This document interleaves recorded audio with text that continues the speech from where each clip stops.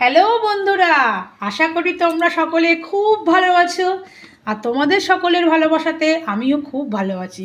তো চলো বন্ধুরা, আজকে একটা রেসিপি তোমাদের সাথে শেয়ার করতে চলে এলাম। আমাদের সবাই আমরা কম বেশি জানি রেসিপিটা, সেটা হচ্ছে আলুর দমের রেসিপি। আমি কি করে আলুর দমটা বানাচ্ছি আজকে সেইটা তোমাদের সাথে শেয়ার করব।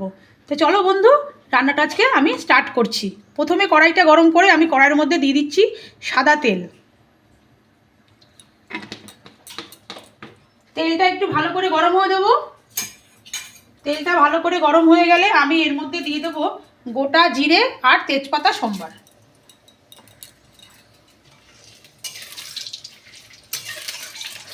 দেখো বন্ধু, আমি আলুগুলো আগে থেকে খুব ভালো করে সেদ্ধ করে রেখেছি। এবারে মশলাটাকে একটু হালকা করে ভেজে নেব। দেখো বন্ধুরা, এবার আমি তেলের মধ্যে আগে থেকে বেটে রাখা টমেটো, আদা, পোস্ত আর একটু কাজু বাদাম আর কাঁচা লঙ্কা আগে থেকে বন্ধুরা আমি পেস্ট করে রেখেছিলাম। এই পেস্টটা আবার আমি তেলের মধ্যে দিয়ে দিচ্ছি।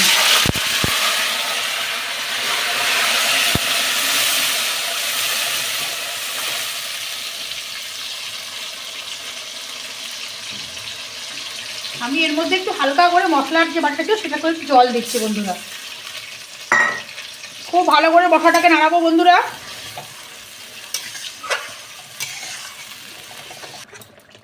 এবার আমি বন্ধুরা এর মধ্যে নুন দিচ্ছি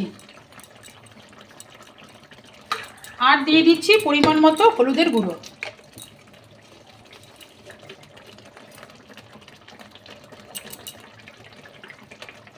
দিয়ে আমি মশলাটাকে আবারও খুব ভালো করে কষাবো। এবার এর মধ্যে আমি কিছুটা লঙ্কার গুঁড়ো দিচ্ছি, দিয়ে আমি আবারও খুব ভালোভাবে নাড়াবো।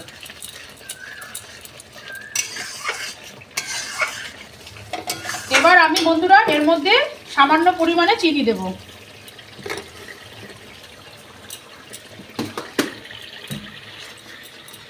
দেখো বন্ধুরা, মশলাটা কিন্তু খুব ভালো করে আমি কষাচ্ছি। এবার এর মধ্যে আগে থেকে ভালো করে ধুয়ে রেখেছিলাম মটরশুঁটিটা এর মধ্যে দিয়ে দিচ্ছি।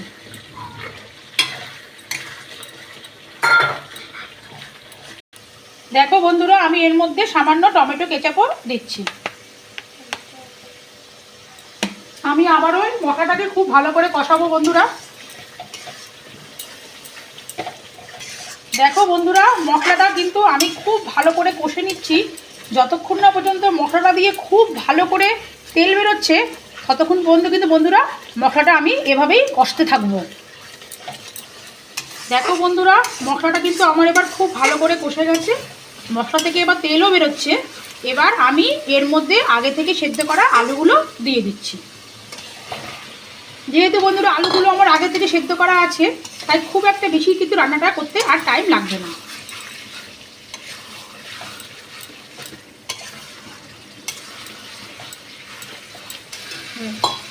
দেখো বন্ধুরা, আমার কিন্তু মশলা খুব ভালো করে কষে গেছে। এবার আমি এর মধ্যে সামান্য পরিমাণ জল দিচ্ছি।